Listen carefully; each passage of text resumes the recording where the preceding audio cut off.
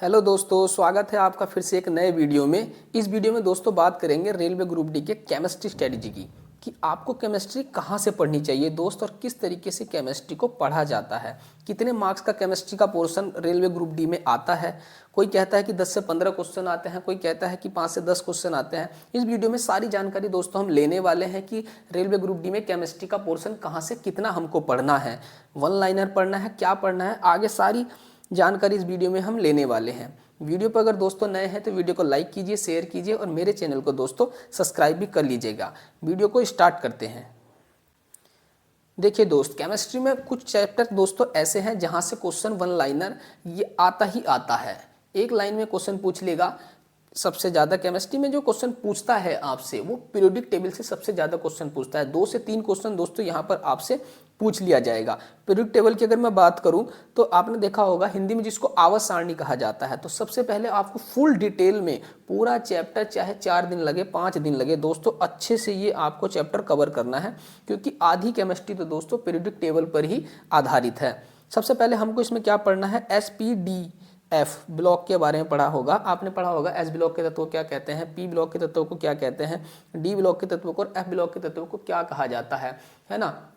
किस तरीके से इनकी वैलेंसी होती है, किस तरीके से ऑक्सीकरण संख्या निकाली जाती है, ये सब चीज़ें दोस्तों पीरियोडिक टेबल के अंदर ही आपको पढ़नी है। और यहीं से क्वेश्चन बहुत ज़्यादा पूछता है। जितना ज़्यादा आप डिटेल्स में पढ़ोगे उतना ज़्यादा आपको अच्छे से केमिस्ट्री समझ में आएगा। कहने का मतलब है कि पीरियोडिक टेबल जो चैप्टर है आपका केमिस्ट्री के अंदर, ये बहुत ही इंपॉर्टेंट है। यहाँ से क्वेश्चन 2 से 3 क्वेश्चन, 3 से 4 क्वेश्चन भी जा सकते हैं, क्योंकि इसी पर आधारित क्वेश्चन पूछे जाते हैं। पहला मैंने बताया SPDF ब्लॉक के बारे में आपको अच्छे से पढ़ना है, ठीक।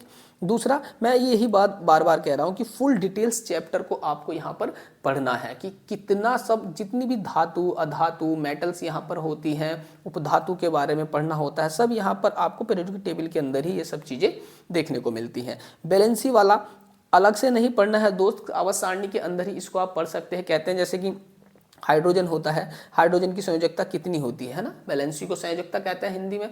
मान लो कोई एस ब्लॉक का तत्व है, पी ब्लॉक का तत्व है, उनकी संयोजकता कितनी होती है, वन लाइनर सीधा सीधा पूछ लेता है। फास्फोरस की संयोजकता कितनी होती है, ऑक्सीकरण संख्या निकालने को आ सकती है। तो इसीलिए पीरियोडिक टेबल बहुत ही ज़्यादा इंपॉर्टेंट चैप्टर हमारी केमिस्ट्री में हो जाता है। यहाँ से क्वेश्चन आएगा ही आएगा दोस्त, 2 से 3 क्वेश्चन यहाँ से आते ही आते हैं हर बार। आगे बात कर लेते हैं दोस्तों कि आपको किस चैप्टर को आगे ज़्यादा से ज़्यादा कवर करना है। इसमें कुछ इंपॉर्टेंट टॉपिक्स केमिस्ट्री में आते हैं जहां से क्वेश्चन पूछ लिए जाते हैं। जैसे इसके आगे एक चैप्टर आ जाता है आपका मेटल्स और नॉन मेटल्स का। मेटल नॉन मेटल के बारे में आपको पढ़ना है, जैसे कि कौन अधातु होती है, ये भी आपको पीरियोडिक टेबल में ही देखने में मिलेगा। कौन अधातु होती है, कौन धातु होती है, किसमें क्या मटेरियल का मिक्सचर होता है, इस तरह के क्वेश्चन दोस्तों आपसे पूछे जाते हैं। कौन द्रव अवस्था में जो है उड़ जाती है धातु, इस तरह के क्वेश्चन आपसे पूछेगा।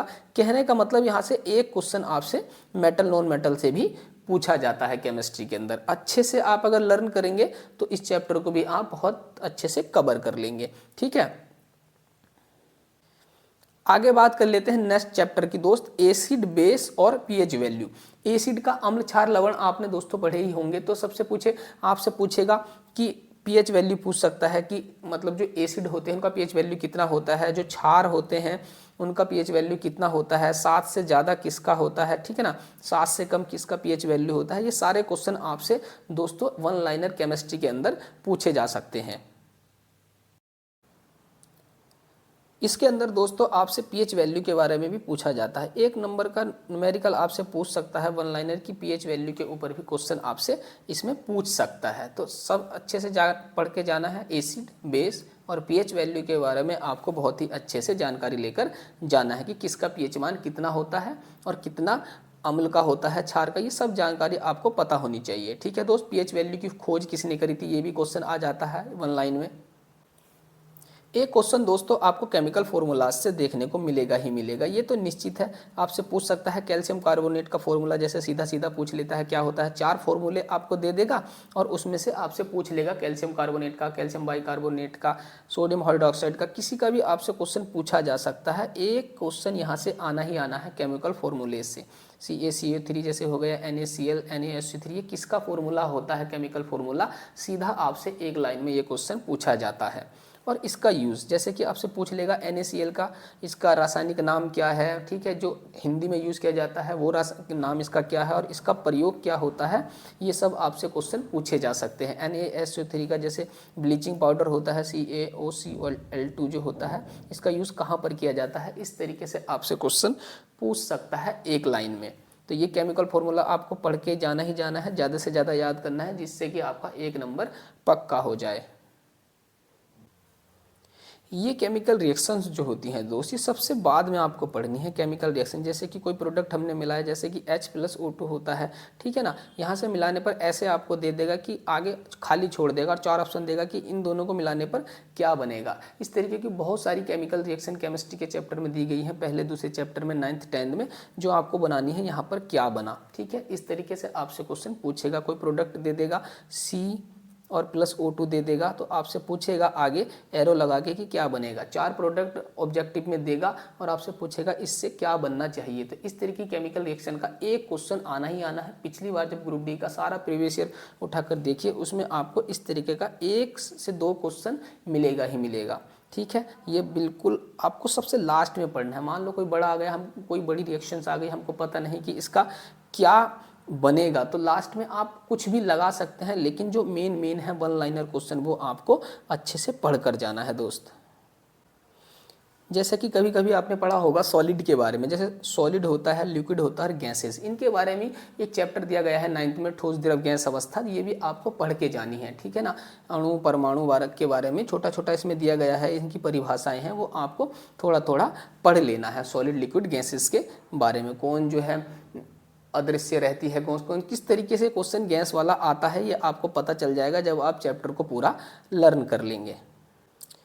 अगर आपको दोस्तों कन्फ्यूज़न है कि 1 लाइनर हम कहाँ से पढ़ेंगे प्रीवियस ईयर का, तो 1 लाइनर की एक किताब आती है स्पीडी बुक्स की, है ना। स्पीडी बुक में 1 लाइनर प्रीवियस ईयर का आप अगर खरीदेंगे तो 2018 के और जो पिछले एग्जाम हुए हैं ग्रुप डी के, उसमें सारे क्वेश्चन आपको 1 लाइनर मिल जाएंगे जो पूछे जाते हैं। वैसे अब 1 लाइनर नहीं पूछ रहा है, लेकिन केमिस्ट्री के अंदर 1 लाइनर ही क्वेश्चन अधिकतर पूछता है, क्योंकि फिजिक्स और बायो में तो 1 लाइनर पूछना उसने बंद कर दिया है। लेकिन आपको केमिस्ट्री का 1 लाइनर मिल जाएगा, इसलिए आप पढ़ना चाहें तो स्पीडी की बुक से प्रीवियस ईयर की पढ़ सकते हैं 1 लाइनर, वहीं से आपको मिलते हैं previous year question.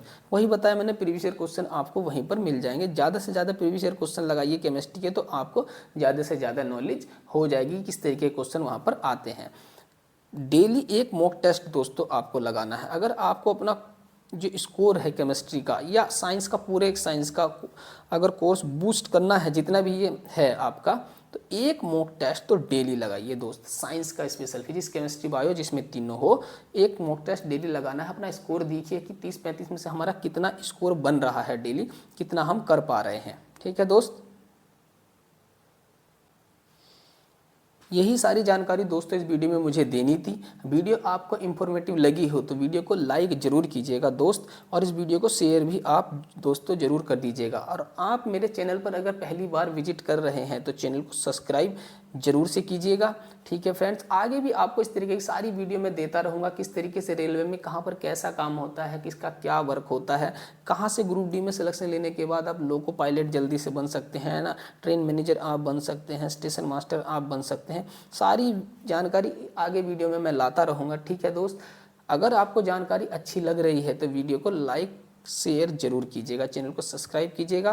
Thank you friends, अपना ध्यान रखिए और अच्छे से एग्जाम की तैयारी करते रहिए, क्योंकि ग्रुप डी आपका तुरंत दीपावली के बाद होने वाला है।